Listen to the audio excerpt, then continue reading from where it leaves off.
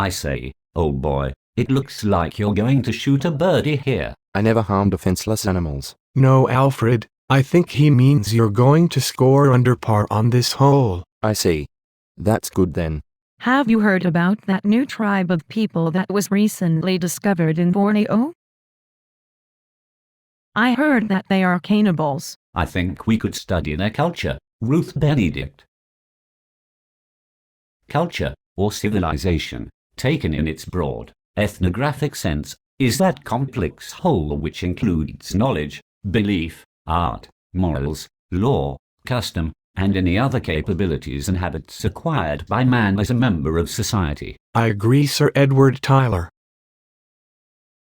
From my work with the Iroquois, I propose that human culture evolves, much like humans themselves have evolved according to the Darwinian model. I hope you're not going to start all that unilineal cultural evolution nonsense again, Lewis Henry Morgan. What do you mean, Franz Boas?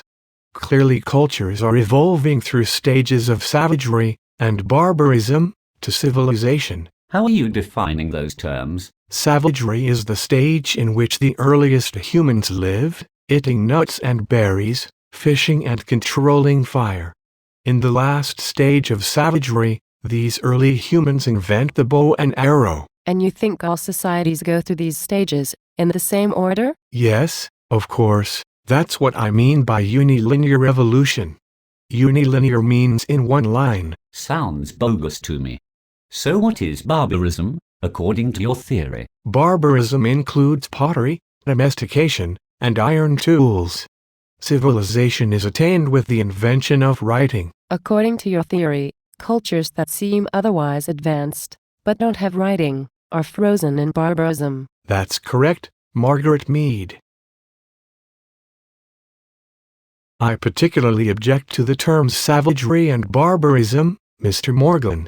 They seem quite insulting. I agree with you, Lord Levi Strauss. My biggest disagreement with you, Morgan, is with the criteria you used to create your stages. Diverse cultures do not adopt any of these tools or practices in the same order. I agree. I really don't think all societies are evolving along the same line. I don't think anyone has believed that theory for more than 50 years. Indeed. My theory, historical particularism, states that the histories of different societies are not comparable. Diverse paths can lead to the same cultural result. Do you completely reject the comparative method? Yes. You can't compare them because each society and culture has its own particular history. Similar cultural elements, such as totemism for example, can be present in different societies for very different reasons. Therefore, I feel the cultures are incomparable. I use the comparative method all the time. So do I. Me, too. Neither of you are right. My theory, on the other hand, does not focus on the origins of cultural traits, but turns attention to the role of those traits and practices in contemporary society. You are considered the father of ethnography, Bronislaw Malinowski. That is because I spent so many years conducting first-hand field work in the Trobriand Islands, instead of sitting in my armchair reading other people's accounts, the way you did, Edward Tyler. I am still the first professional anthropologist, and the first professor of anthropology. Malinowski, your functionalism was a little bit different from mine. True. I believe that all customs and institutions in society are integrated and interrelated, so that if one changes, others would also change along with it. That sounds familiar. It should. What I mean by that is that each culture trait is a function of the others. In that case, you could begin your fieldwork studying any part of the culture, and eventually that would lead you to all the rest of the culture. Precisely. My theory of needs functionalism asserts that humans have a set of universal biological needs. Customs function to fulfill those needs. The function of any practice is the role it plays in satisfying those universal biological needs. I say that we can never uncover the history of cultures that do not have writing. Any attempt at historical reconstruction of a non-literate people is merely conjecture. Social anthropology should be synchronic, that is, studying societies in the present day, rather than diachronic, or across time. Excuse me. Social practices function to preserve the social structure. The function of any practice is what it does to maintain the system of which it is a part. They function to keep the social system running smoothly. Are you folks going to take the shot? My feet are tired. Don't be in such a hurry. We must, however, avoid Panglossian functionalism. What is that? It's a type of functionalism that believes that cultural practices function to preserve the social system in the most optimal and harmonious way. Truth is, oftentimes, practices can function in maladaptive ways. Like the practice of female infanticide in some cultures, that apparently both reinforces and is a result of the social hierarchy that places males above females. Some villages in India have disrupted the sex ratio so seriously that they have a significant disproportion of adult males to females, and men have to travel to other villages far away to find a wife. Boaz, in your theory, is diffusion automatic? No, Victor, in fact, it isn't. Traits might not spread if they meet environmental barriers, like mountains or oceans, or a change in climate. The process of making coconut oil, for example, could not spread into environments where coconut palms don't grow. Traits and practices might not be accepted by a culture if they ran against that culture's core values.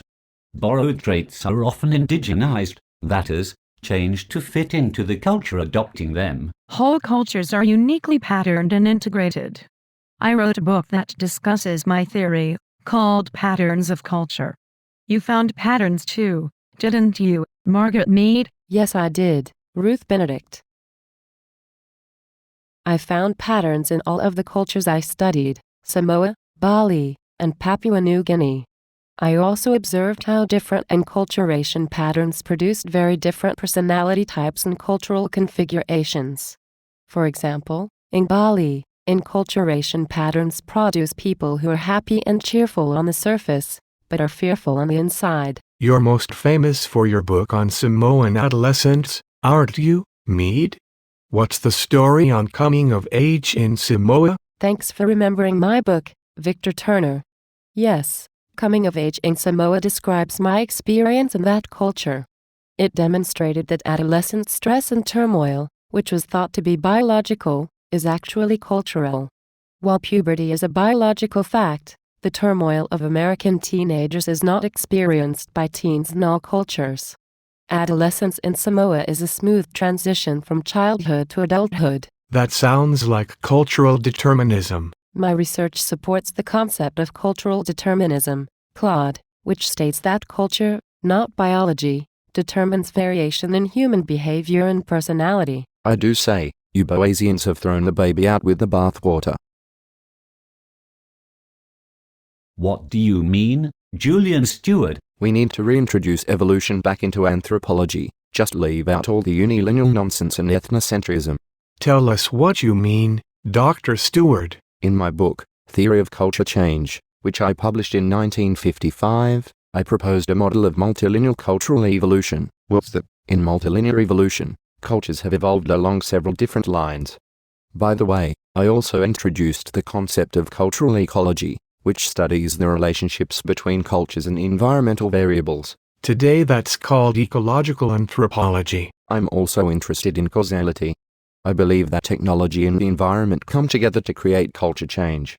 These are part of the culture core, the combination of environmental and economic factors that determine the social order and the configuration of that culture in general. I'm not much interested in causality. I know, Dr. Mead. But I am. What you call a culture core, Stewart, I call a society's infrastructure.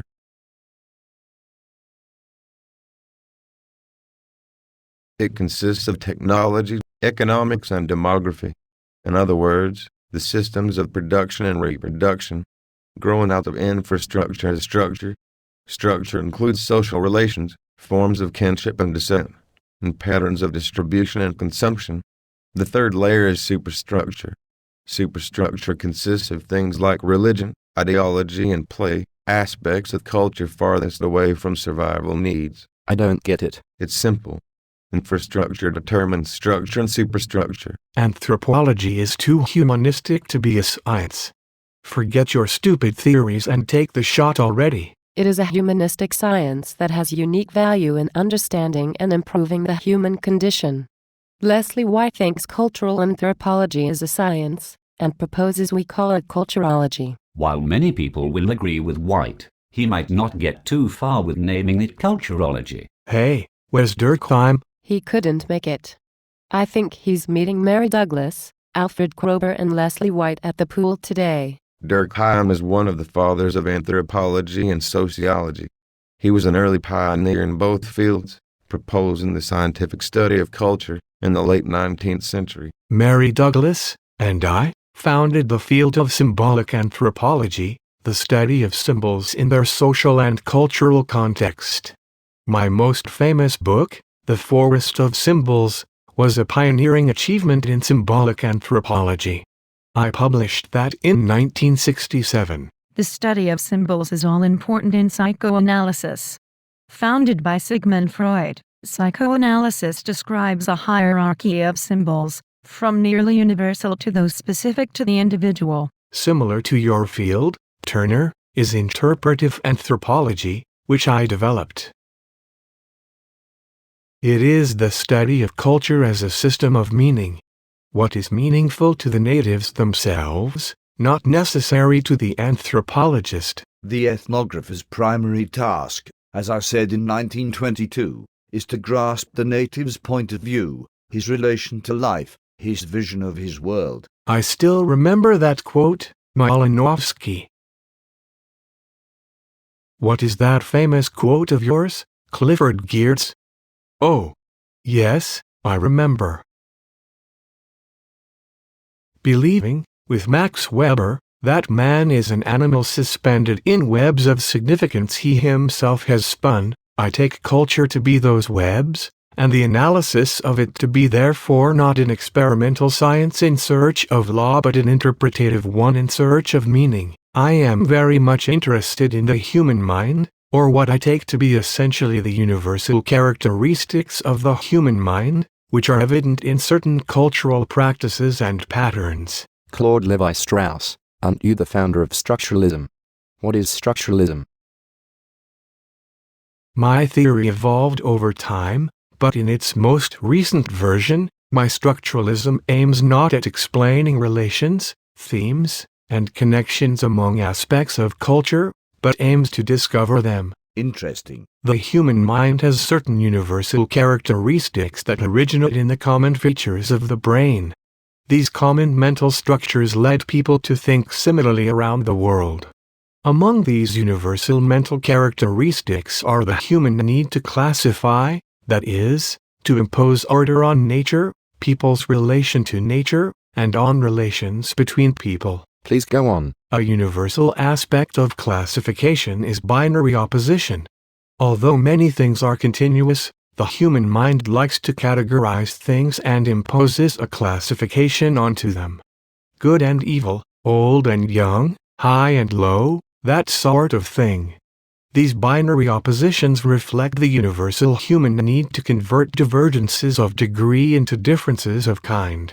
You can see this very clearly in world mythology, with only a few simple changes. You can easily change the story of Cinderella to the Native American story of Ash Boy. We should probably move on to the next hole. I think those people are getting suspicious. You mean because there are a dozen of us and only one golf bag? Something like that.